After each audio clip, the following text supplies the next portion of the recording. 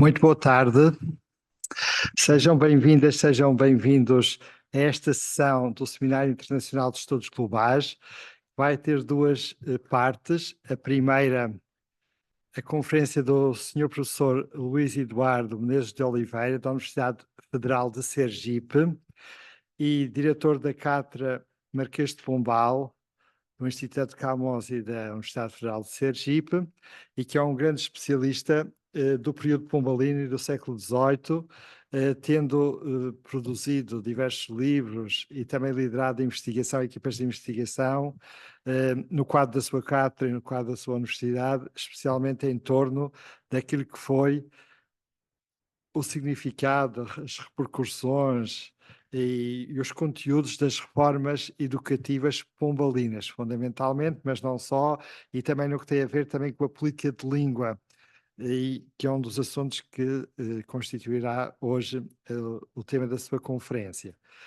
O professor Luís Eduardo tem dinamizado essa investigação e, através desta cátedra, tem contribuído para criar redes importantes para dinamizar aos estudos pombalinos e do século das luzes, e aproveitamos para agradecer toda a cooperação que tem dado à nossa universidade, ao nosso Centro de Estudos Globais e tudo o que temos de desenvolver em conjunto ao longo destes anos, nomeadamente projetos dicionariais e outros. Portanto, é uma honra tê-lo cá entre nós para nos falar então sobre um tema bem interessante, até justifica o facto de dirigir uma cátedra Camões, dado que as cátedras Camões dedicam-se à promoção da língua e da cultura portuguesas, em ligação com outras culturas e outras línguas, e realmente a grande questão, quando foi proposta a cátedra, é o que é que Marquês de Pombal tinha a ver com a língua portuguesa.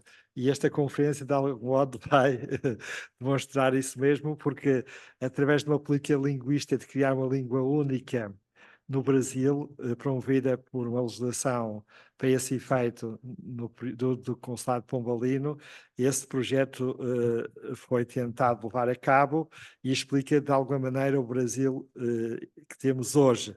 E depois passamos para a segunda parte desta sessão, que é a apresentação deste livro que nós fizemos em conjunto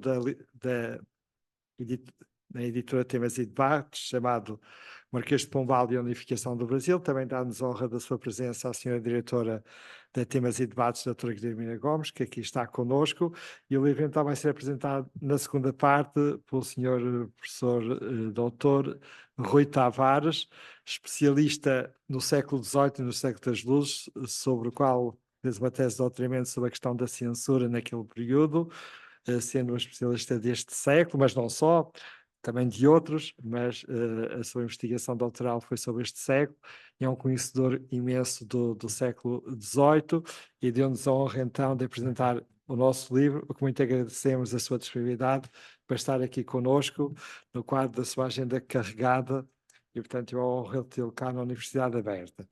Assim sendo, agradecemos a presença de quem está aqui no Salão Nobre da nossa universidade. Saudamos também o público que nos acompanha via telemática e também o público póstumo, dado que isto é uma sessão que fica gravada e sempre disponível no nosso canal do YouTube, e portanto também temos o público póstumo, que esse será sempre incontável, porque neste momento não se pode contar. Muito bem, muito obrigado, e dou de imediato a palavra ao Sr. Professor Luís Eduardo Menezes de Oliveira. Tenha a bondade, seja bem-vindo à nossa universidade. Muito obrigado pela apresentação, professor José Eduardo Franco. É um prazer estar aqui mais uma vez na Universidade Aberta, nesse belo salão. Uma honra estar ao lado do Dr. Rui Tavares, deputado, pesquisador, historiador, e diante de alguns amigos e amigas que fiz aqui durante o tempo em que vivi em Lisboa. Saudar também a presença da professora Ana Paula Megiani, que está aqui prestigiando nossa fala. Eu vou começar expondo um pouco da minha fala, né, que se intitula Pombal e o Projeto do Brasil de uma Só Língua, o caso da aplicação da lei do diretório em Sergipe del Rei, que é ex-província, ex-capitania, depois província, hoje estado de onde eu vim, né, onde eu nasci. Eu começo falando das origens do trabalho.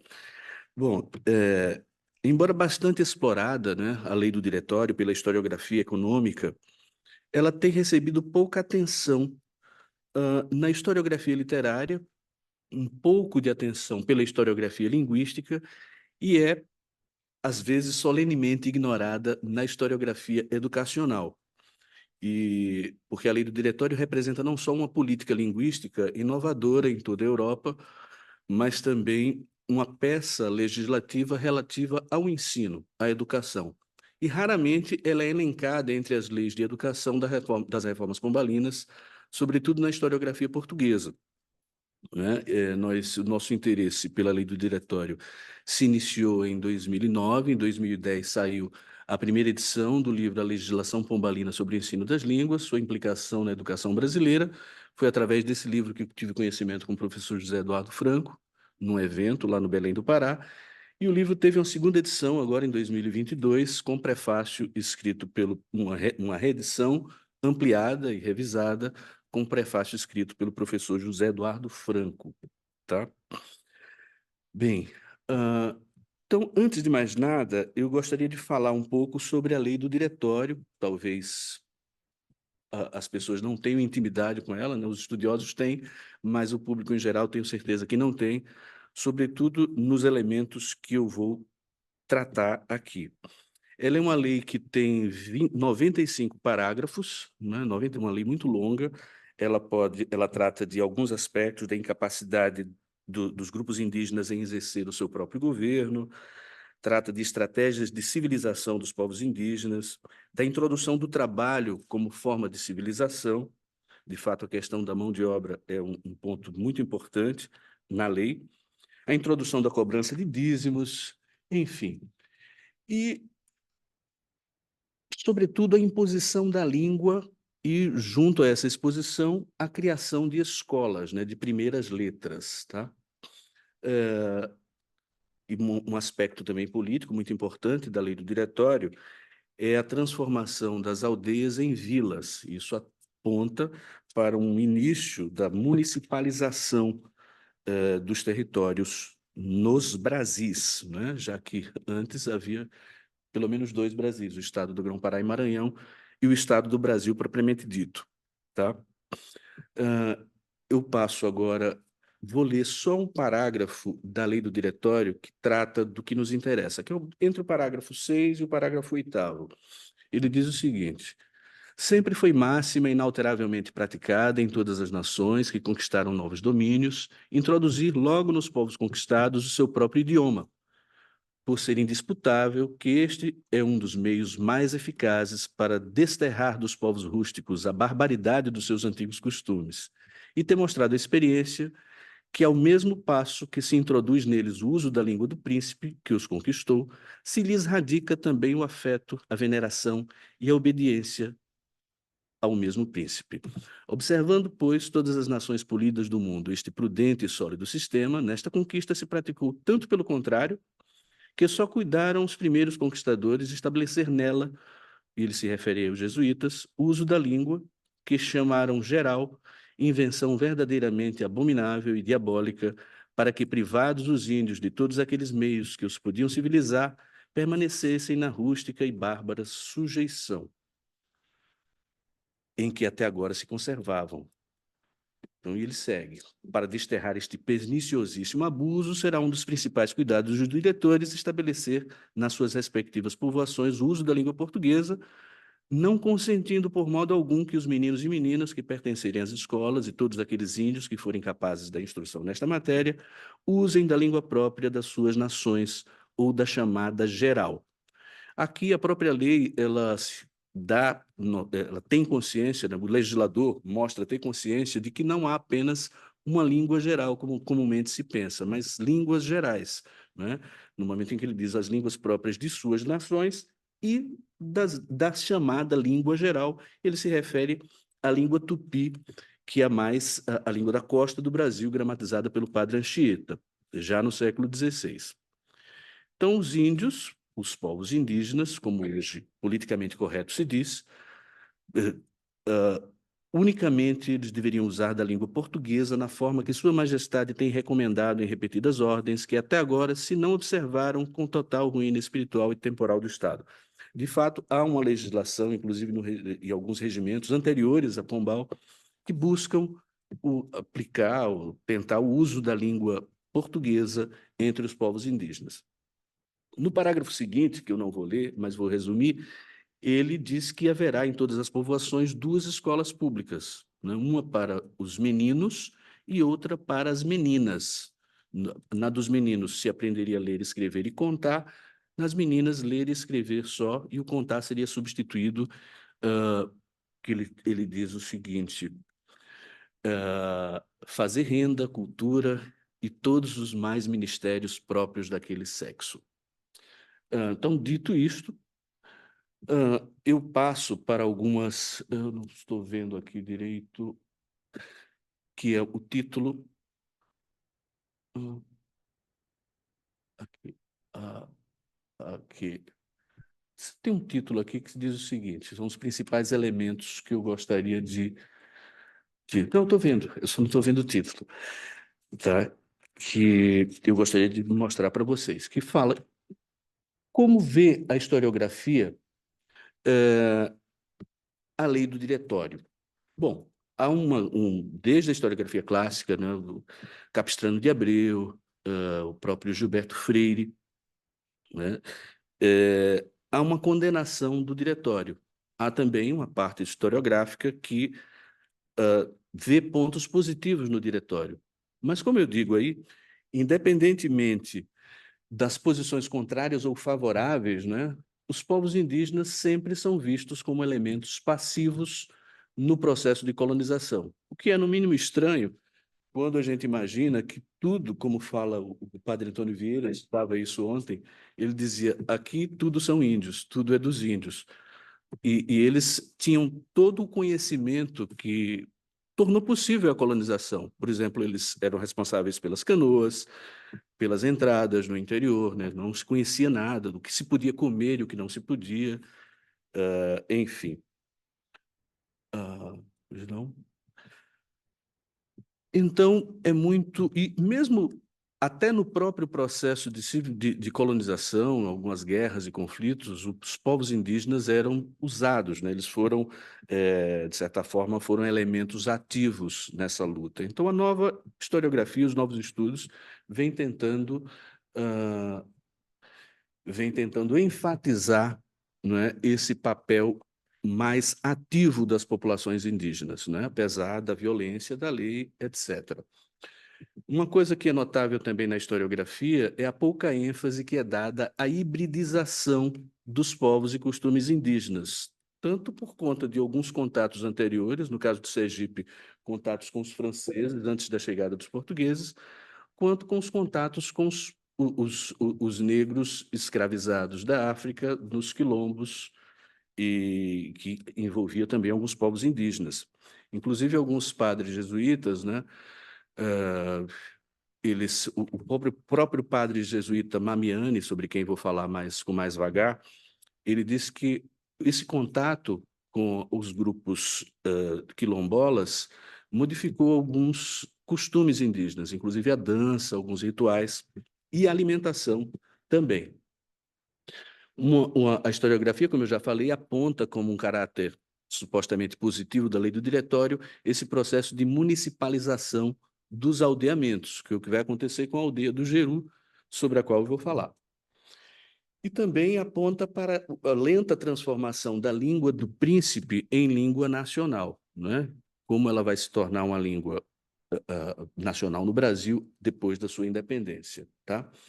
Isso justamente por conta da sua escolarização, do que eu chamo de escolarização da língua portuguesa, que se inicia aí com essa lei de 1757. Passo aqui mais uma vez. Momento. Pronto. Então, um costume que se dá com relação, que tem a historiografia com relação aos povos indígenas é essa filiação, é uma filiação da lei do diretório às chamadas 3 grandes leis de liberdade absoluta dos índios, a de 1609, 1680 e de 1755, que foram publicadas, idealizadas e publicadas, né, para garantir a chamada liberdade dos povos indígenas e de suas pessoas, tá? Bem como o seu território. No entanto, a mesma lei, né, e nesse caso desde o século XVII até, diferenciava os tipos de povos indígenas. Havia os indígenas aliados dos portugueses, né, e os indígenas inimigos. E esses inimigos, que resistiam à cristianização, eles poderiam ser escravizados, né? Então, de certa forma, a própria lei, isso quem coloca é a Perrone Moisés, já lá em 1992, ela já dá margem à escravização dos povos indígenas, tá? E há também uma tese, que é a tese do Mauro César Coelho, que diz que a lei do diretório, ela não é uma lei propriamente pombalina. E o argumento dele é de que a lei não seria filiada a essas leis das liberdades, né? Nem também seguiu para e passo as instruções do Marquês de Pombal ao seu irmão, né, Francisco Xavier de Mendonça Furtado, que se encontrava no Brasil nesse momento. Isso porque ele mesmo teve que negociar tanto com os missionários quanto com os colonos. Então, a liberdade, ela foi, de certa forma, digamos assim, vigiada e negociada com os colonos. A figura do diretor seria o exemplo principal de que essa liberdade estava submetida a um elemento externo, um elemento português, que seria responsável não só pela educação, pelo ensino da língua portuguesa, mas pelo pagamento, né, dos povos indígenas. E uma coisa muito interessante é que o conceito de tutela na lei, ele é muito evidente, porque os povos indígenas, eles não recebiam em dinheiro, né? Eles acreditava-se que eles eram incapazes de, enfim, de gerir seus próprios negócios e o seu pagamento se fazia através de alimento. Isso no caso de haver um trabalho em prol dos colonizadores. E E esse é um fato que, segundo o Mauro César Coelho, indica que as circunstâncias locais, como ele diz aqui, a lei do diretório surgiu de uma conjuntura local, colonial, resultante de conflitos e negociações entre a metrópole, os missionários e os colonos, né?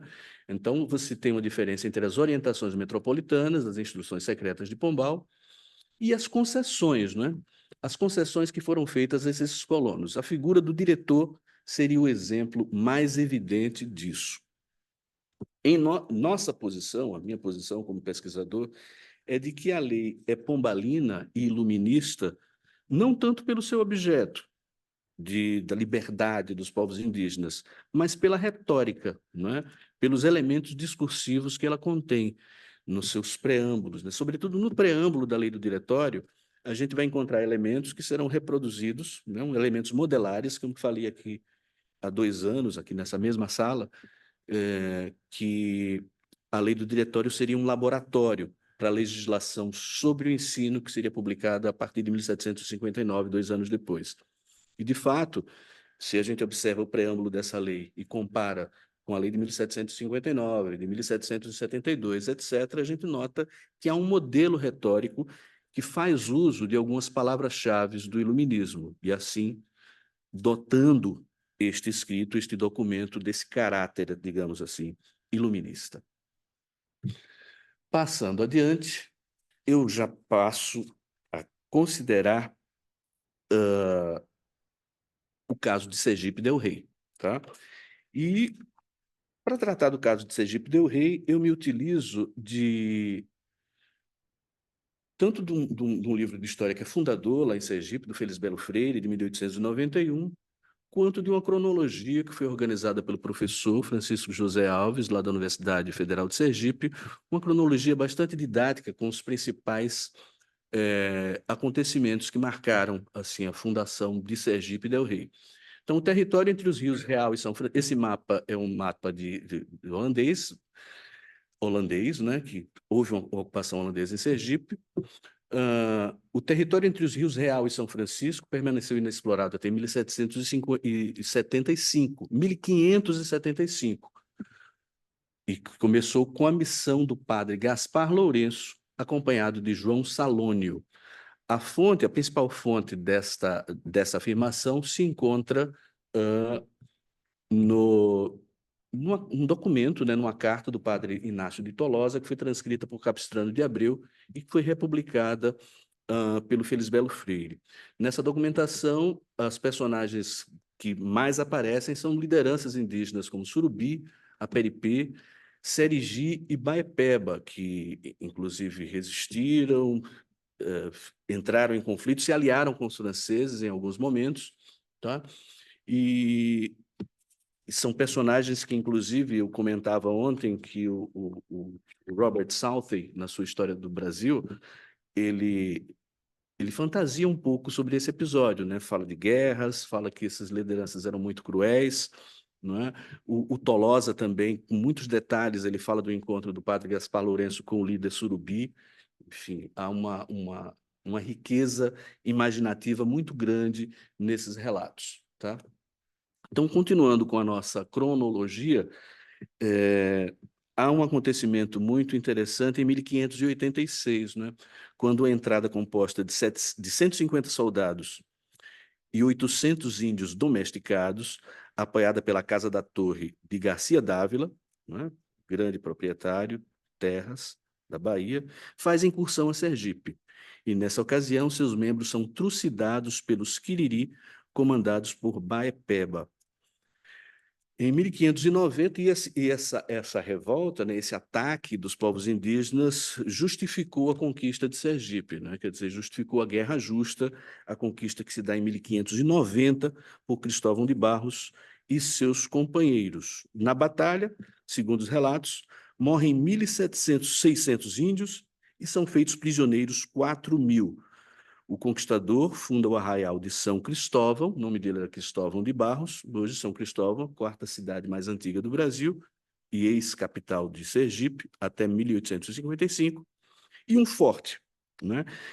Geralmente, o que se diz é que essa localidade de São Cristóvão não era na atual São Cristóvão, e sim numa localidade chamada Morro do Urubu, que fica hoje em Aracaju, capital de Sergipe.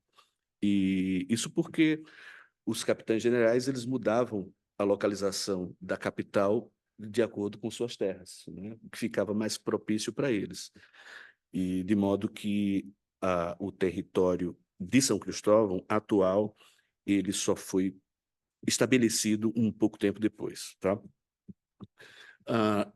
Um ano depois, em 1591, um episódio muito interessante, porque quem naufraga no rio Vaza Barris, o principal rio da Sergipe, o de Sergipe é o Gabriel Soares de Souza, né? Que viajava com 360 homens e 4 freis carmelitas. Eles foram salvos, os que se salvaram foram cuidados pelo então capitão-general, que era o Tomé da Rocha, tá? O Sergipe também teve um domínio holandês, tá? Um domínio holandês em 1637, em 17 de março, tropas holandesas, chefiadas por Sigismundo von Schop, invadem e incendeiam a cidade de São Cristóvão. Tá? O domínio holandês de Sergipe durou 3 anos, entre 1637 e 1639, e segundo Felisbelo Freire, esse foi o primeiro grito de revolta contra tal domínio, né? A partir de onde, né, apareceram os levantes para derrubar as fortificações holandesas, né? Segundo os relatos, houve queima de plantações, queima de gado. Sergipe sempre foi uma região de gado, né? Não tanto uma região de engenhos, como Pernambuco e Bahia, mas de gado, era pasto para gado e servia para alimentar tanto a Bahia quanto Pernambuco, tá? E já com a conquista dos portugueses, teve uma guerra dos bárbaros, né? Foi um levante geral dos Tapuia, dos chamados Tapuia, como era um nome genérico para índios não, digamos assim, domesticados, né? Que foi chamada também de Confederação dos Cariri, que se iniciou em 1687, tá? Era uma reação ao movimento expansionista dos portugueses sobre as terras indígenas após a vitória sobre os holandeses. Bom, dois livros tratam muito especificamente assim dos povos indígenas. O primeiro deles é da professora Beatriz Góes Dantas, que tivemos o prazer de publicar esse ano. É composto de artigos produzidos na década de 70 e 80, se intitula Povos Indígenas em Sergipe, Contribuição à Sua História. E o outro é um livro de Anne Mecenas chamado Trato da Perpétua Tormenta, que fala exatamente dos povos Quiriri em Sergipe. E eu preciso falar um pouco do que são esses povos Quiriri, não é? Eles, por exemplo, da sua origem, etc.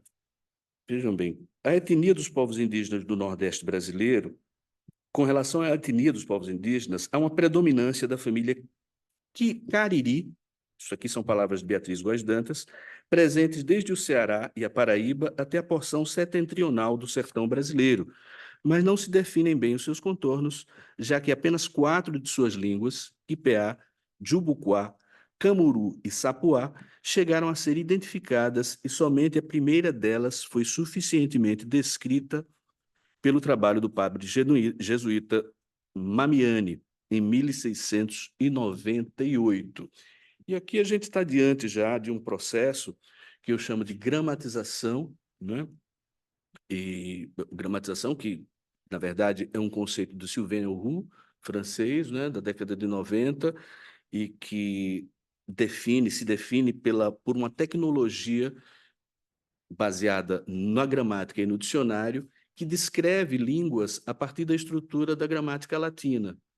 Então, foi através da gramatização, ele identifica e localiza esse processo no século XVI, né? Foi através desse processo de gramatização que as línguas vernáculas foram gramatizadas. E é uma coisa muito interessante que a gramática da língua portuguesa, né? Não só também, algumas gramáticas da língua espanhola, um pouco antes, né? São publicadas e produzidas no mesmo período em que as gramáticas da língua tupi, por exemplo, né, foi produzida pelo Anchieta. Então, um processo de gramatização que envolve não só as línguas indígenas, mas também as línguas vernáculas europeias.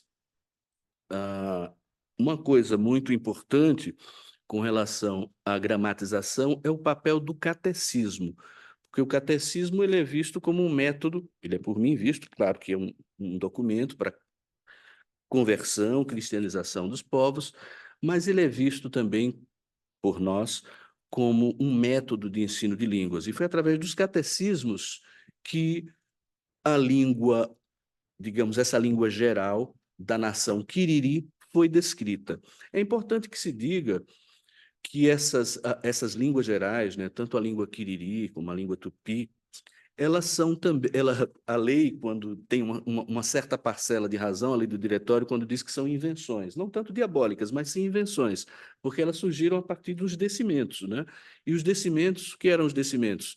Eram reunião de povos indígenas, de etnias diferentes, de línguas diferentes, numa determinada aldeia, e a partir daí se criava uma língua franca, né? Digamos assim, um pidgin de comunicação entre esses povos. Então, havia línguas gerais que não eram as línguas, como diz a lei do diretório, de suas próprias nações, mas línguas convencionadas, né, e gramatizadas pelos padres jesuítas. A primeira delas, no caso de Sergipe, é de 1699, que é do padre Mamiani, certo? O padre Luiz Vincenzo Mamiani, italiano, ele escreveu em Sergipe essa gramática, foi publicada em Lisboa, mas foi produzida em Sergipe, né? Então, há algumas informações do Ludovico Vincenzo Mamiani della Rovere. Ele nasceu na cidade de Pesaro, na Itália, passou a integrar a Companhia de Jesus em 1668. Em 1684, antes de fazer o quarto voto, e então com 32 anos, partiu de Lisboa rumo à Bahia, e seu destino inicial, na América Portuguesa, foi a missão do Maranhão. E depois ele se concentrou no território que hoje a gente considera Sergipe, mais especificamente numa aldeia, a aldeia do Jeru, né? Mas antes dos estudos de Mamiani serem impressos e divulgados, né, outro jesuíta, que era o padre João de Barros, havia produzido um manuscrito que não chegou a ser publicado, né? Então, o Mamiani ele se baseou nesse material que já havia feito, né? E logo depois, e esse material se tornou hoje disponível porque a obra foi traduzida para o alemão em 1852 e foi publicada em Leipzig. E foi a doação dessas pranchas para o Brasil, para a Biblioteca Nacional, que tornou possível o acesso, digamos, a essas gramáticas hoje em PDF, enfim. Um pouco tempo depois, né, um outro padre, mas dessa vez não um padre jesuíta, um padre carmelita, né, Nantes, ele fez também um catecismo quiriri, só que não a partir do falar quipeá, que era do tronco quiriri, que era a língua que se falava na região do Jeru, próxima ao Rio Real, um dos extremos de Sergipe, mas sim da língua jubuquá. E ele fez um catecismo, um pouco baseado aí no catecismo do Mamiani, tá? Com suas especificidades. E o Nantes, ele também escreveu bastante sobre a região do São Francisco, né? Um livro foi traduzido para o francês, mas já tem uma tradução para o português datada da década de 70, tá? Bom, então, no caso da lei do diretório, né, a gente sabe que a lei do diretório ela foi publicada em 1757. No ano seguinte, saiu um alvará, de 8 de maio, para aplicação dessa lei do diretório, que estava restrita ao estado do Grão-Pará e Maranhão, para o estado do Brasil. E, com essa perspectiva, foi criado um Conselho Ultramarino na capitania da Bahia, né? E uma mesa da consciência e ordens, né? Depois da publicação do alvará, que eu acabei de citar, né? Que estendia para do estado do Brasil o que havia sido legislado para o estado do Grão-Pará e Maranhão, tá? Então, foram nomeados por uma carta régia de 19 de maio de 1758 os seguintes conselheiros: os desembargadores Manuel Estevão de Almeida, Vasconcelos Barberino, José Mascarenhas Pacheco Coelho de Melo e Antônio de Azeredo Coutinho, esse o responsável pela execução das determinações do alvará, tá? Em 13 de setembro houve a primeira reunião. A comarca da Bahia, para quem não sabe, abrangia a capitania da Bahia, Sergipe del Rei, que era outra capitania, a capitania de Ilhéus, a de Porto Seguro e a do Espírito Santo. Interessante também que, a partir da Carta Régia de 22 de setembro, que foi a Carta Régia que, digamos assim, tornou possível a aplicação do diretório em Sergipe, há uma desqualificação da obra pedagógica dos jesuítas, como era de se esperar, porque ele fala que o trabalho de educação dos jesuítas não existia praticamente, né? Eles buscam pessoas capazes de ler e escrever, mesmo na língua geral, porque o próprio Pombal tinha consciência, eu falava ontem que o próprio Pombal tinha consciência dessa impossibilidade de impor a língua portuguesa de uma só vez. Na sua correspondência com o Morgado de Mateus, que nós publicamos recentemente, o Morgado de Mateus pergunta a ele se quem seria uma melhor pessoa para ensinar, né? Que seria o mestre-escola responsável pelas primeiras letras dos povos indígenas. Se uma pessoa que soubesse a língua geral ou uma pessoa que soubesse a língua portuguesa. Ele disse, olha, é preferível que seja uma pessoa que conheça as duas línguas, né? Da mesma forma, há muitos há relatos, há elementos que mostram que esse tipo de educação, de catequização, foi feita na língua geral, a despeito da lei de 1757, como deixam ver várias resistências, inclusive do padre do Rosário, que 2 décadas depois, acusado pela Inquisição, fez digamos assim, fez uma justificativa, uma apologia em latim, justificando o uso da língua geral. E o Tribunal da Santa Inquisição aceitou a sua justificativa. Uma coisa que é interessante de saber é que o mandamento da lei de ensinar a língua portuguesa, ensinar a língua do príncipe, materialmente a gente só encontra nos catecismos. Então, há 2 catecismos conhecidos, manuscritos, que já foram publicados. Um por Antônio Alberto Banha de Andrade, em 1978, ele transcreveu e publicou nos anexos do seu livro, as reformas pombalinas no Brasil, esse catecismo, que é um catecismo pombalino, pela própria introdução, a gente nota, né, o discurso, há um preâmbulo nesse sentido, e depois, já em 2019, o pesquisador Pedro Daniel dos Santos Souza, né, em sua tese, né, sobre o uso da língua do príncipe, história social da cultura escrita, reconfigurações linguísticas e populações indígenas na Bahia setecentista. Nesse livro, nessa tese, ele traz como anexo também um outro catecismo que ele encontrou.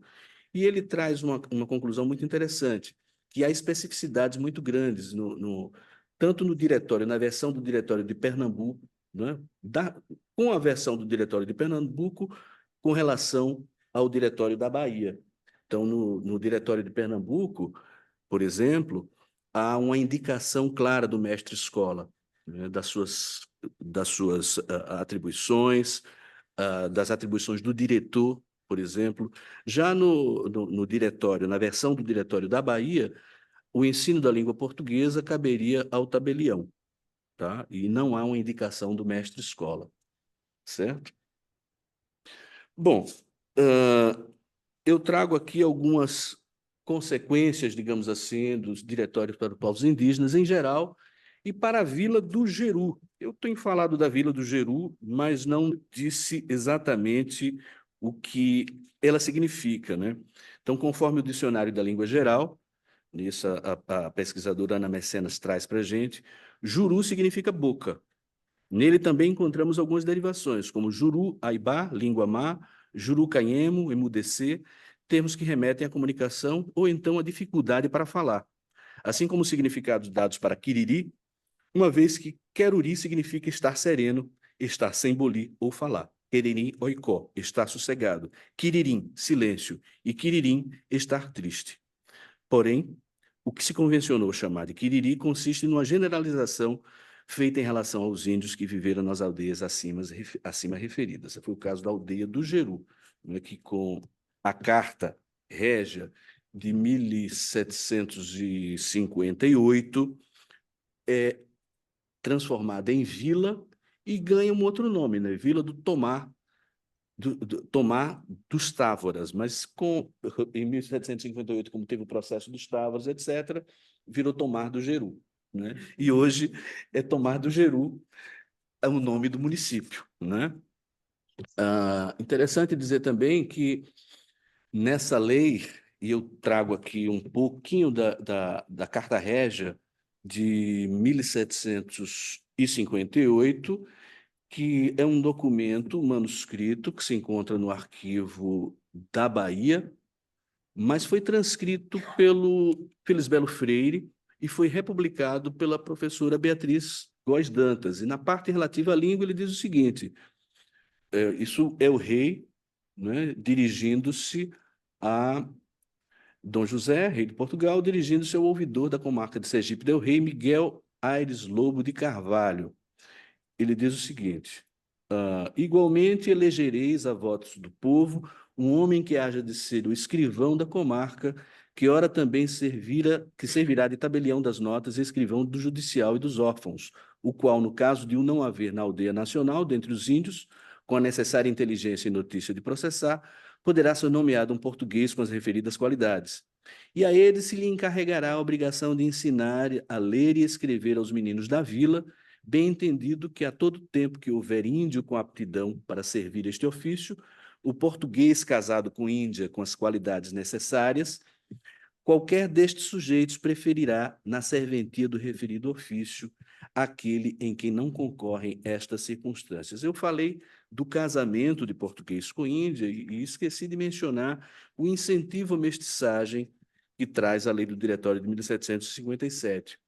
E esta mestiçagem, ela se tornou um problema depois dos povos indígenas. E aparentemente ela parece ser ela é liberal, né? Algo liberal, assim, que inclusive proíbe que os índios, os povos indígenas, sejam chamados de negros para que eles não fossem confundidos com os africanos escravizados, né? Inclusive, e durante o período mesmo aí da lei do diretório, foi criada a Companhia de Comércio, né, do Grão-Pará e Maranhão, justamente para tentar suplantar a mão de obra indígena com essa importação da mão de obra africana, da escravização dos povos africanos, tá? Então, como eu dizia, a mestiçagem se tornou um problema para as populações indígenas já no século XIX, porque foi com esse argumento que se disse, com a lei de terra, sobretudo em 1850, né, que não havia mais índios, eram todos mestiços, todos brasileiros, então, portanto, a terra não mais pertencia a eles, né? E o grande problema da lei do diretório, o grande problema da concessão feita pelo Mendonça Furtado aos colonos foi a introdução, digamos assim, do homem branco nas aldeias, né? A introdução do diretor nas aldeias, que é justamente da o algoz, né? Ele se torna o diretor, né? E isso causou um problema muito sério. E hoje em dia uma das reivindicações da identidade, né? Da luta identitária dos indígenas, ela ocorre apesar dessa suposta mestiçagem, né? Porque há muitas pessoas, né? E há exemplos, inclusive políticos, muito recentes, né? De que negam a existência dos povos indígenas por haver mestiçagem. E a identidade hoje é muito mais voluntária, né? É uma questão de você aceitar essas, digamos assim, essa condição.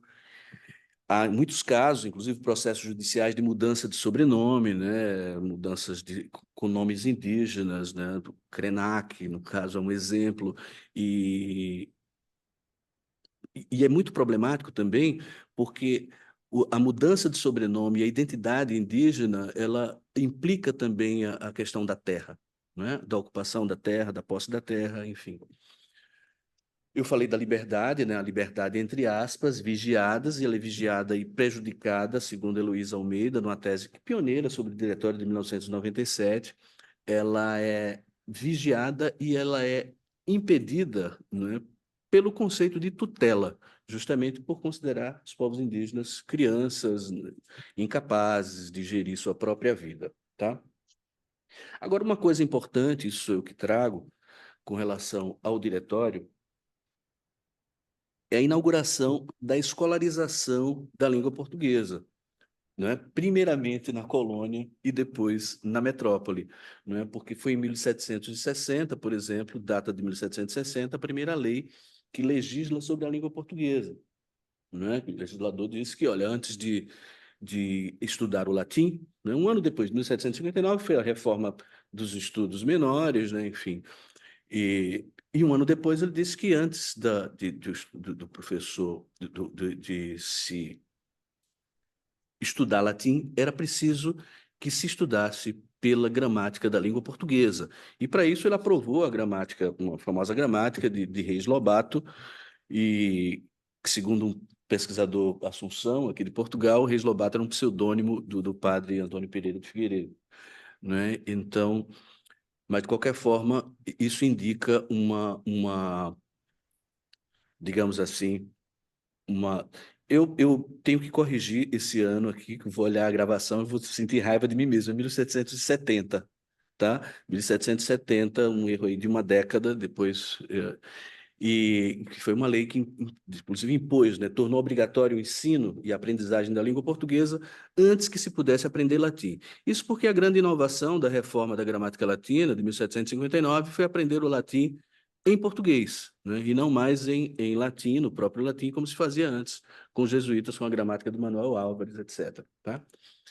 E depois disso tem a lei de 1772, não a da reforma da Universidade de Coimbra, mas a dos estudos menores, né? Das escolas que depois passaram a chamar de primeiras letras, né?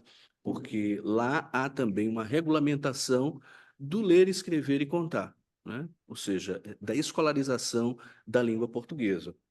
No Brasil, essa escolarização da língua portuguesa ela vai ter consequências, né? Logo depois, no Brasil Independente, em 1827, a gente tem uma primeira lei geral do ensino que diz que a língua portuguesa é a língua nacional, né? Quer dizer, é necessário que os alunos, que as crianças aprendam a gramática da língua nacional. Então, a gente vê aí a trajetória da língua do príncipe até língua nacional, quer dizer, aquela língua pombalina, né, que foi imposta, ela se tornou a língua do país, né?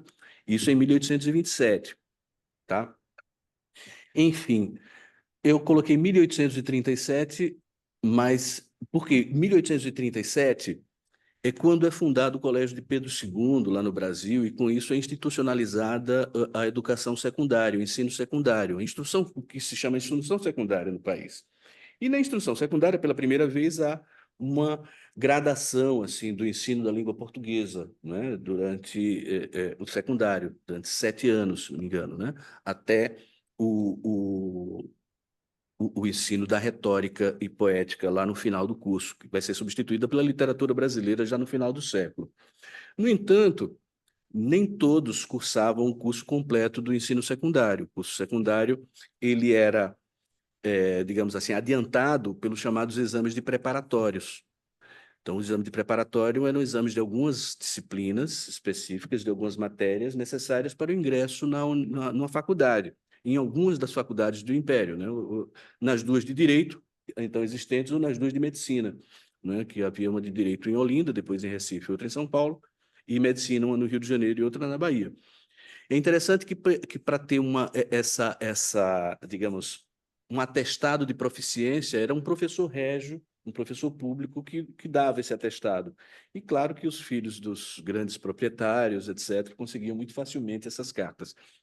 Mas tudo isso pois é, supostamente. E aí, de modo que somente em 1870 a língua portuguesa se tornou uma disciplina obrigatória para o ingresso nos cursos superiores, o que indica que a língua geral ela continua sendo falada no século XIX, né? Mesmo porque para você entrar na universidade bastava que você soubesse as disciplinas, as matérias então exigidas, né? Que é a língua francesa, né? Ou inglês, no caso de medicina, a partir de 31, e no caso do direito, medicina e direito, uma reforma de 1831, né? E matemática, geometria, etc. De modo que o português mesmo ele só passou a ser exigido em 1800, digamos, em 1870, que eu não coloco aí. Logo depois, dentro dessa cronologia breve aí da escolarização da língua portuguesa, a gente só vai encontrar o seu desenvolvimento no ensino superior, na educação superior, já no período lá da ditadura Vargas, em 1931, não é? E porque é uma lei que é fundada a Universidade do Brasil, né? Era preciso que bastava que tivesse um curso de engenharia, medicina, direito e letras, faculdade de letras, para ser considerado uma universidade. A primeira universidade foi a de São Paulo, em 1834. Nos anos seguintes foram surgindo as outras, na década de 40 surgiram várias, mas só então o português, né, essa passou a ser uma matéria, digamos assim, acadêmica, uma disciplina acadêmica. Em 1938 é o ano de uma política linguística do Getúlio Vargas, né, que ele exigiu que todas as colônias de imigrantes, etc., alemães falassem português, né? E se manteve a necessidade deles. A única maneira de não estudar com todo o material didático deveria ser feito em português, com exceção das línguas estrangeiras modernas. E, finalmente, em 1988, só, tem várias, todas as outras as constituições, né, de 24, etc., até 88, até 67, que é a Constituição da ditadura, o português ainda seus desdobramentos, o português ainda é tido como a língua nacional, a língua do ensino, tá? O ensino deve ser feito em língua portuguesa. Mas a Constituição de 1988 rompe com isso, porque ela diz que as comunidades indígenas têm direito a aprender nas suas línguas respectivas. E o que significa aprender a língua, suas línguas respectivas, as línguas das nações indígenas? Significa aprender através da gramática que foi feita pelos jesuítas. Uma coisa interessante, né? Porque quem gramatizou foram os jesuítas. Então, a gramática Quiriri, no caso, a gramática da língua tupi, né? Da língua mais falada da costa do Brasil, como diz Anchieta, como dizia Anchieta. Enfim, só em 1988 a língua portuguesa na escolarização deixa de ela prepondera ainda, mas não é a única, né? E aí eu trouxe para ilustrar um pouco essa fala, breve fala, uma cena, a última cena de uma peça de Almeida Garrett chamada A Sobrinha do Marquês, publicada na década de 40, etc. E há um diálogo É muito interessante. Não sei se eu vou conseguir ler daqui. Ah, tá.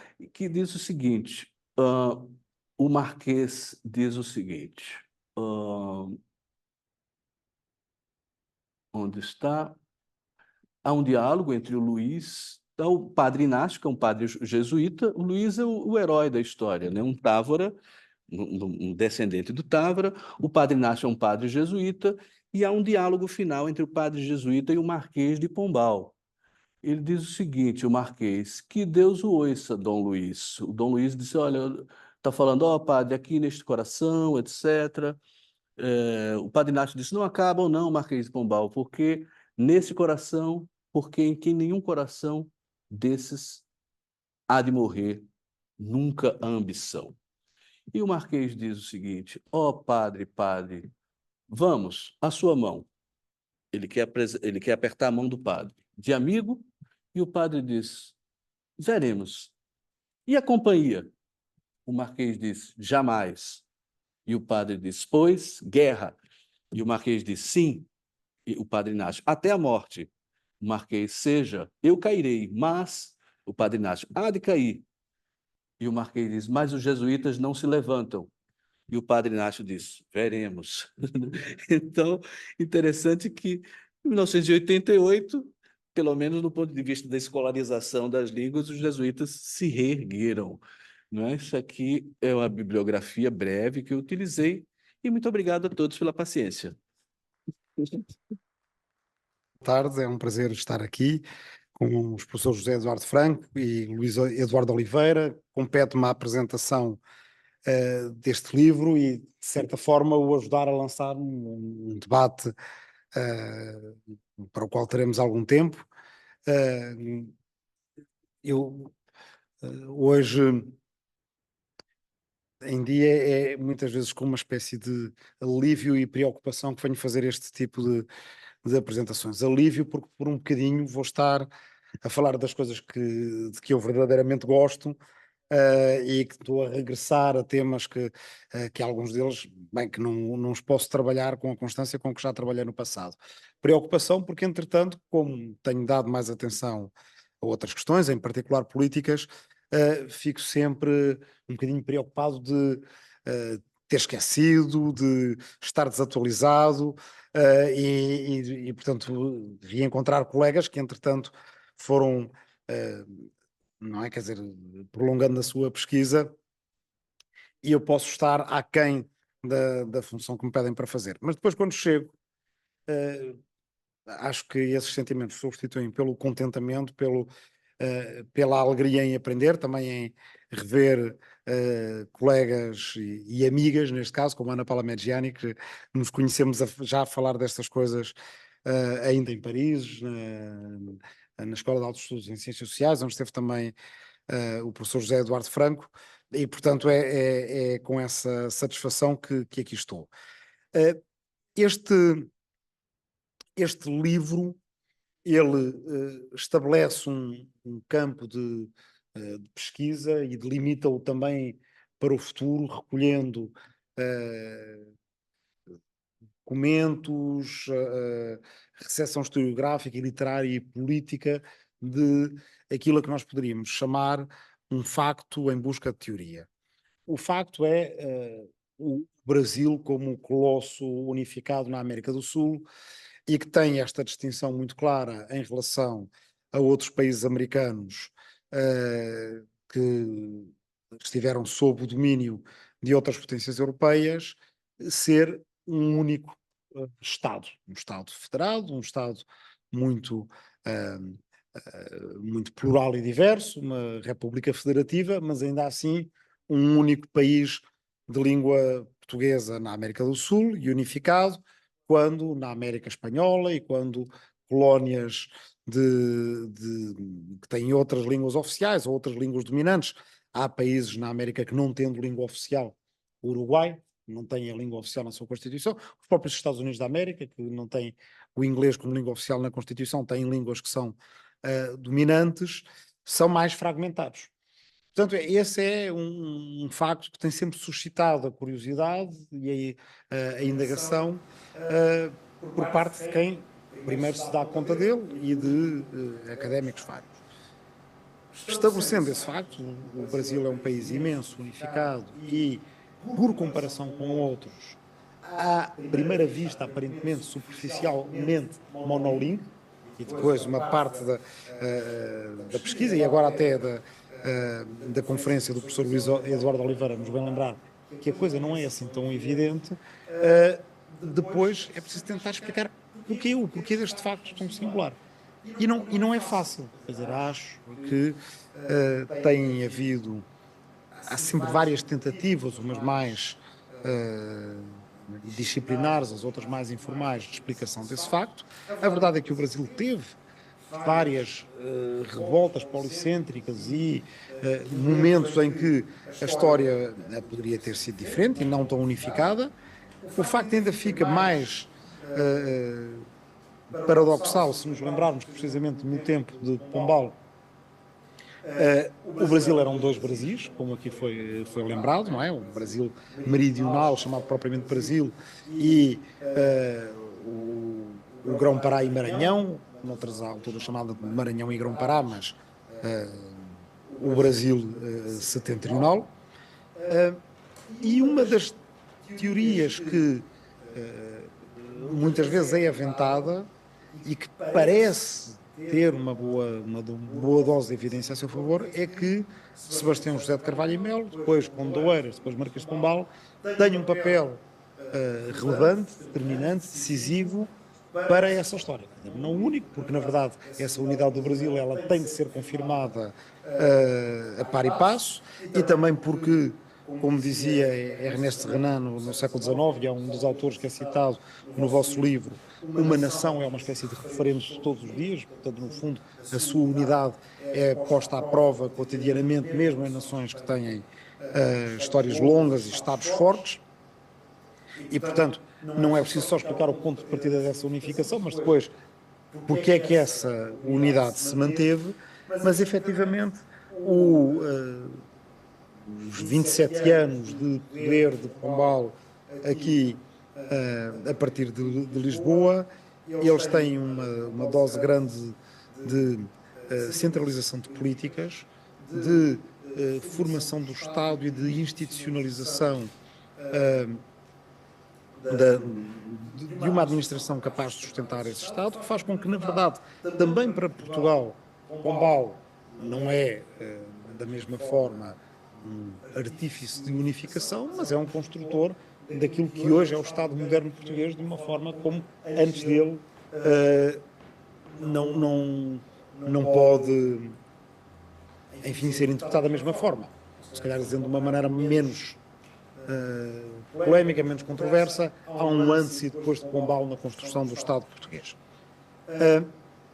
E, portanto, esse papel do Marquês de Pombal, ele muitas vezes parece ser uma das hipóteses mais fortes para tentar explicar esta hipótese, este facto em busca de teoria, o que é que o Brasil é unificado, e é unificado até hoje, e é um país que se destaca dos restantes países do continente americano, não só da América do Sul, nem só da América Latina, mas da América como um todo. E, apesar de ser uma aposta forte, na verdade, a exploração dessa hipótese, a hipótese Pombal na unidade do Brasil, ela precisava deste delimitar de campo que vocês fazem aqui neste livro. Portanto, ou seja, de um estudo conjunto em que o Pombal histórico, nos 27 anos do seu governo, e depois, de uma forma que, em capítulos subsequentes, e esse é o primeiro capítulo, ele é valorizado. Em particular, depois já lá irei, esta lei do diretório é um elemento muitíssimo interessante para ajudar a essa explicação e, de certa forma, parece-me que traz uma originalidade muito grande ao debate, que vai, em meu entender, criar escola. Há um segundo capítulo que tem a ver com os antecessores de Pombal, tanto aqueles que são valorizados como que são vilipendiados, não é? Quer dizer, Figueira, Luís da Cunha, o Duque de Silva Tarouca e depois o próprio Pombal. Há entre estes homens de Estado e políticos e pensadores e autores que recorrentemente tentam projetar um futuro para o Brasil como uma grande potência nascida dos domínios portugueses e que teria um peso maior do que outras potências já existentes. Há uma comparação recorrente, por exemplo, com a China, que é uma comparação muito interessante, e aliás, vista à luz da política contemporânea e das relações internacionais contemporâneas, ainda fica mais interessante. Aqui um autor que me impressionou bastante quando li acerca destes temas foi o Evaldo Cabral de Melo, no seu Um Imenso Portugal, que é uma coletânea de artigos, mas que também fala destes temas, ou fala principalmente destes temas. Mas depois, dizia eu, além de Pombal, dos seus antecessores, numa visão política portuguesa para o Brasil, depois a forma como a recepção da figura de Pombal em Portugal e no Brasil no século XIX e no século XX, de certa forma, ajudam a retroimaginar esta comunidade e a formação deste Estado. E, portanto, eu creio que a partir deste livro vai ficar mais fértil campos de pesquisas que nos permitam tentar aprofundar esta hipótese pombalina para a unificação do Brasil, que a mim, pessoalmente, me parece forte e que penso que o livro defende de uma forma muitíssimo competente. Dentro desta hipótese Pombal para a unificação do Brasil, há um aspecto que me parece ser o mais interessante, aquele que também acabámos de ouvir, que tem a ver com a questão da língua.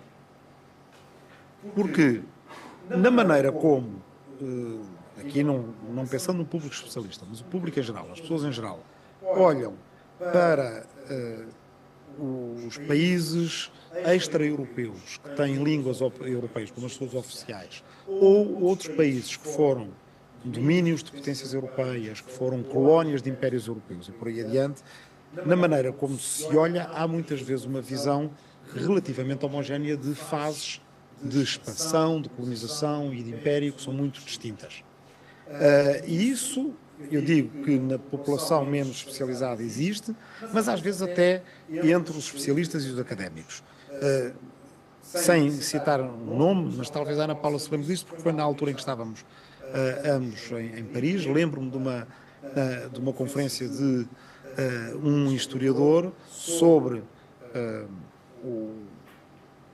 história imperial de Portugal, quer dizer, a forma império aqui do ponto de vista jurídico ela pode não ser inteiramente acertada, mas isso é outra discussão, e em que a certa altura dizia este especialista: reparem que os portugueses tiveram 500 anos em Goa e 500 anos em Macau e nem sequer o português se fala nestes territórios. Se formos hoje a Macau, o português é uma língua de uma minoria, é falado talvez por 10.000 pessoas, de uma população que tem centenas de milhares.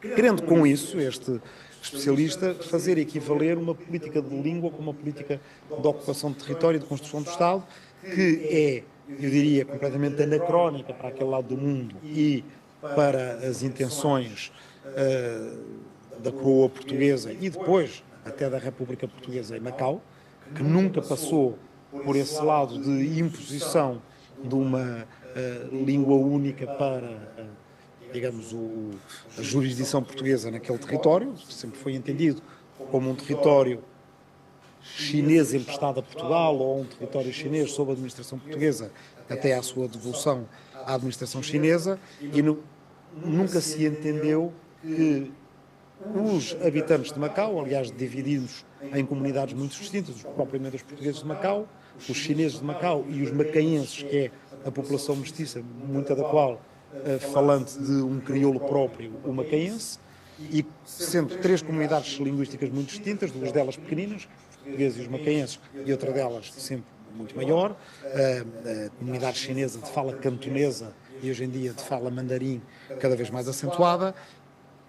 Dizia eu, a imposição de uma língua não pode ser entendida como um sinal de um sucesso ou não das intenções do Estado português para aquele território, porque ela, na verdade, nunca fez parte dos objetivos políticos da coroa portuguesa e mesmo depois da República Portuguesa para aquele território. Porque este desvio pelo Extremo Oriente antes de regressar ao Brasil? Porque no Brasil temos, e ainda antes da fase da história colonial europeia em África e noutros territórios, que essa sim é feita a partir do século XIX e do século XX, de uma imposição muito clara de uma língua como sendo uma extensão da metrópole nas colónias, o que nós temos é aqui, em plenos meados do século XVIII, com uma justificação que é muito tipicamente pombalina, que é isto que fazem as nações mais poluídas da Europa, mas muitas vezes superando aquilo que as próprias nações mais poluídas da Europa fazem, a escolha de uma lei que impõe uma língua, que corta com um passado no qual a língua geral é ela própria, de certa forma, inventada, como dizia o professor Luís Eduardo Oliveira, e é utilizada de forma muito pragmática como sendo a língua veicular dos domínios portugueses na América do Sul, e é tomada uma decisão política, uma das decisões políticas tomada naquelas décadas de 1750 e 1760, e em parte 1770, que são decisões que a gente olhando para elas de longe às vezes parecem-nos evidentes. Para nós hoje em dia parece-nos evidente que o Brasil é um país de língua portuguesa. Mas quando olhamos para estas decisões, e não foi a única, tomadas naquelas décadas, são decisões de uma amplitude e de umas consequências enormes.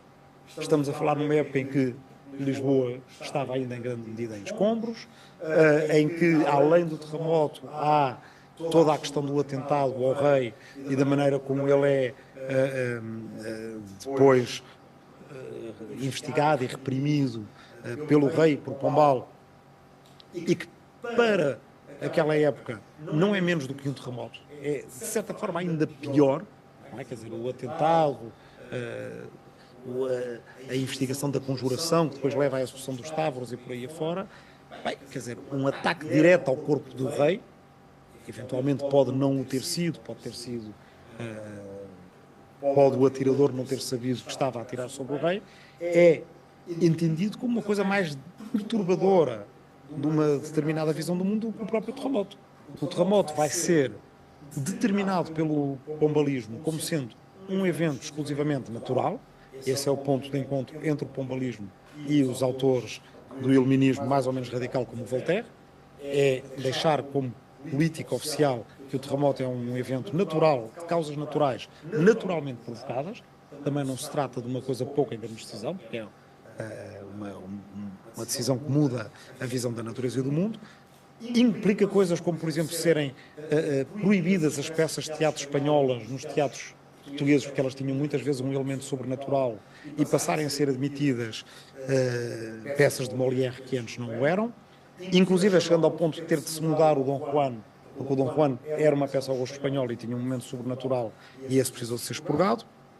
Estamos aqui, aliás, numa zona da cidade de Lisboa, que é uma zona muito forte do ponto de vista do impacto que essas políticas tiveram, com a Real Tipografia Régia, que é a imprensa nacional, com o Real Colégio dos Nobres, que nós hoje em dia chamamos a Escola Politécnica, que foi depois Faculdade de Ciências, e faz parte de todas essas políticas que, um bocadinho como na formulação que usa o historiador T.C.W. Blanning, junta a cultura do poder e o poder da cultura.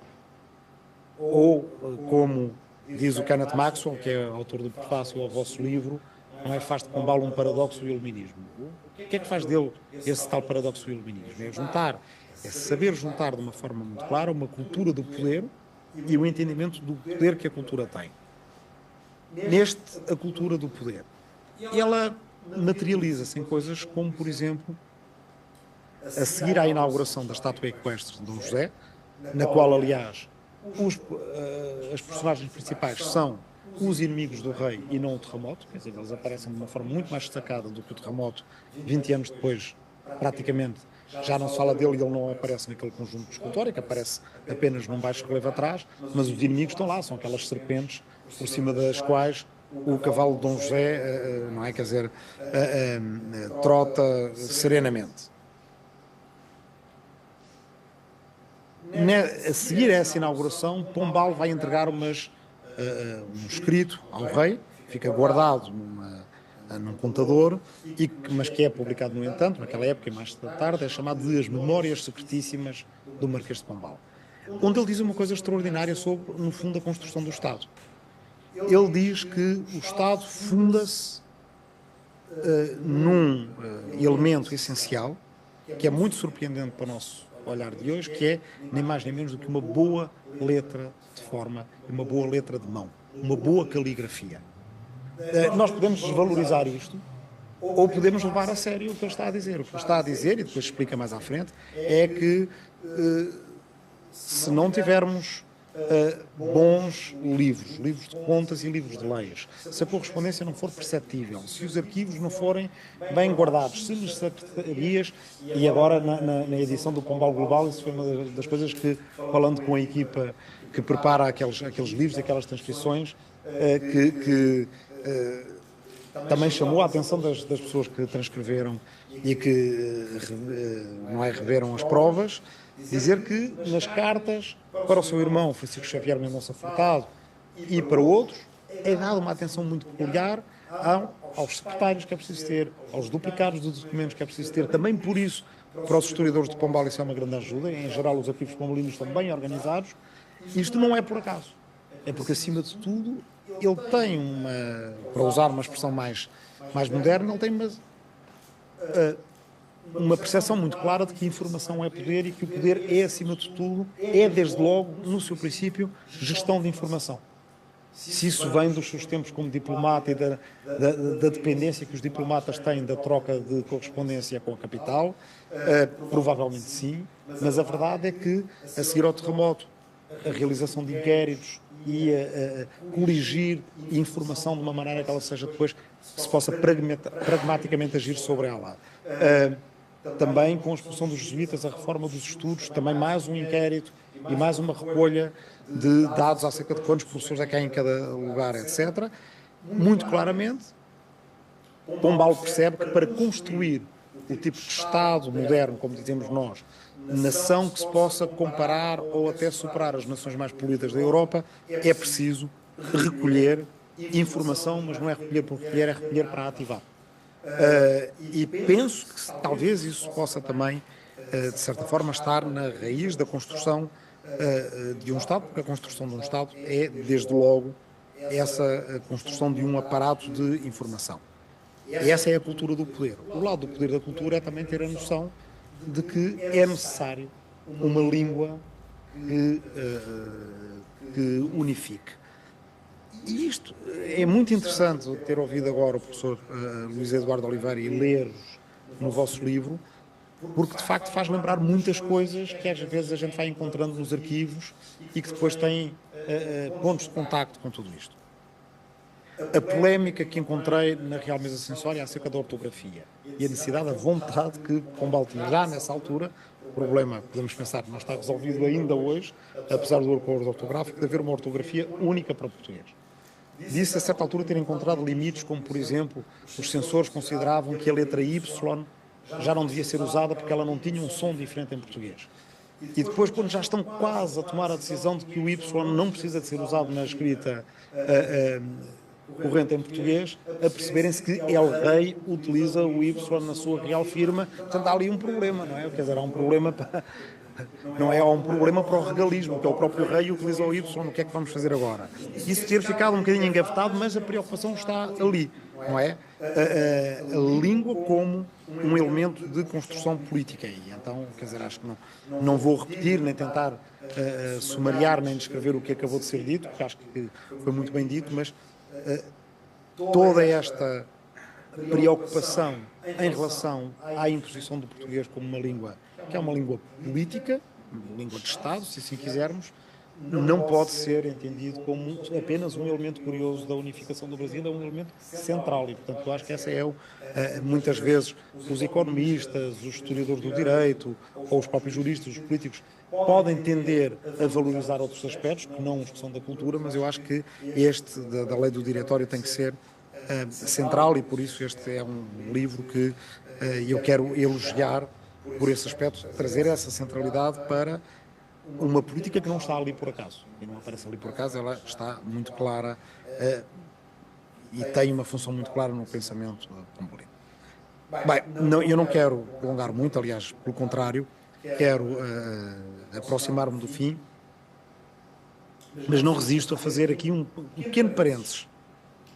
É que a própria língua portuguesa, se a gente pensar bem, mesmo em Portugal, vale a pena problematizá-la um bocadinho e procurarmos estes momentos de distanciamento e reaproximação à língua para vermos como ela tem uma configuração política que ajuda a criar o próprio país. Há um livro de há uns anos aqui em Portugal, que é o Assim Nasceu uma Língua, do professor Fernando Venâncio, foi agora publicado no Brasil, e uma crónica que eu tinha escrito sobre esse livro foi aproveitada para os paratextos do livro, que no fundo tem uma tese que é provocatória, mas que ao mesmo tempo ela é factual. Portugal nasce com uma língua emprestada, que é a língua da Galiza. E que a pouco, depois é a língua dos portugalenses que vem por aqui abaixo. Nós não sabemos exatamente em que medida nem como, porque não há documentos para isso, como é que ela se mistura com a língua romance, a língua latina que é falada pelos cristãos aqui do Sul, que continuaram a falar línguas latinas, aquilo que às vezes se chama o lusitano-moçárabe, de onde podem vir palavras como, por exemplo, azeitona, que é uma palavra que existe em português, não existe exatamente em galego, em que eles chamam oliva. Há momentos de transição, que é aqueles em que nós ganhamos o til e o ão e o on e aquelas coisas todas que são tão distintivas do português, mas na verdade essa língua depois ela desce com os portugalenses até o momento em que os portugalenses passam a ser portugueses, e isso já é na mistura com todos os territórios que antes estavam sob o domínio muçulmano e onde o árabe era uma presença importante, e o árabe ainda é uma presença importante na língua portuguesa, além do latim e na língua mais erudita do grego, porque nós não conseguimos falar 5 minutos sem dizer uma data de palavras em árabe. E isso fica bastante claro quando nós falamos com outros latinos europeus, em que, à exceção do castelhano, não é? Em que a presença do árabe é muito mais reduzida do que no português. Mas ainda vai agora fazer 150 anos, ainda faz 142 anos, se não me engano, que os portugueses começaram a descobrir estupefactos que havia outra língua no próprio reino de Portugal na altura. Foi quando o Leite Vasconcelos foi estudar medicina para o Porto e descobriu que havia um colega lá na camarata de uma residência de uma república de estudantes que falava aquilo que ele depois veio a chamar mirandês, era uma língua que não tinha ainda um nome. Esse seu colega disse: não, eu de facto, desde miúdo, a língua que eu falo é esta, chamamos-lhe a língua charra. Quer dizer, a língua não é plebeia. E a essa língua que vocês falam nós chamamos a língua fidalga. E aquilo causou um enorme espanto, porque os portugueses não sabiam que havia outra língua em Portugal. E na altura o Leite Vasconcelos demorou 5 dias a ir até Miranda, embora estivesse no Porto, foi preciso ir de diligência, de barco e de comboio, a pé e de burro, até chegar lá e descobrir que havia 15 mil pessoas que falavam, no fundo, asturiano-leonês, e que ali tinham ficado. E, na verdade, ainda não demos o nosso passo. Eu tentei aqui há uns tempos, mas a revisão constitucional foi interrompida a meio, isto para dizer que é uma coisa engraçada, mesmo em Portugal, e não no Brasil. A nossa Constituição ainda não deu o passo que deu a vossa de 88, quer dizer que Portugal reconhece o mirandês, e já agora ainda poderíamos falar do barrancanho, mas em particular o mirandês, como língua histórica que tem um milénio em Portugal e que, aliás, está agora em risco de se perder na próxima geração. Portanto, isto para dizer que o próprio português é um fator de constituição do Estado aqui, tal como no Brasil, se quisermos afastarmos um bocadinho, porque o português fica naturalizado aqui e torna-se quase que transparente, um pouco como esta ideia que as pessoas têm do Brasil, que é um monstro monolingue e depois não é tão monolingue assim, e não foi em toda a sua história, mas nós se olharmos para Portugal, também na verdade há aqui uns restos de um plurilinguismo que desapareceram, isto sem falar do hebraico, que aqui se falou, do ladino, que se falou depois lá fora em comunidades portuguesas e espanholas, do árabe que foi ficando aqui e acolá. Bem, enfim, todo um sem número de coisas fascinantes a explorar e que não fazem de Portugal e Brasil tão distantes, mas pelo contrário têm alguns elementos em comum. Há um livro que é muito citado, aqui há uns tempos eu li, alguns, que era o livro mais citado das humanidades, também é citado no vosso livro, que é o livro do Benedict Anderson, Comunidades Imaginadas, não é?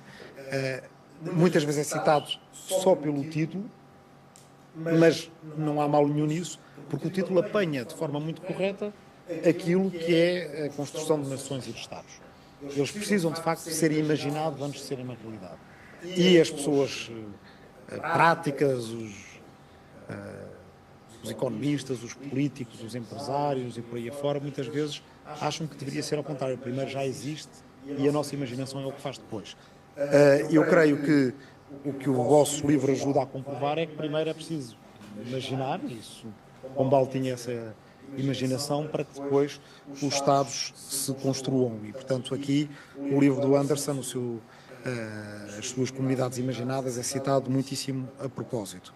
Agora, e terminando, para o futuro, o que se calhar vale a pena, e já é fora do âmbito dos historiadores, para passar para um âmbito mais geral das sociedades, tanto portuguesa como brasileira, como daqueles que globalmente se interessam pelo Brasil em particular, é que depois de termos percebido esse facto singular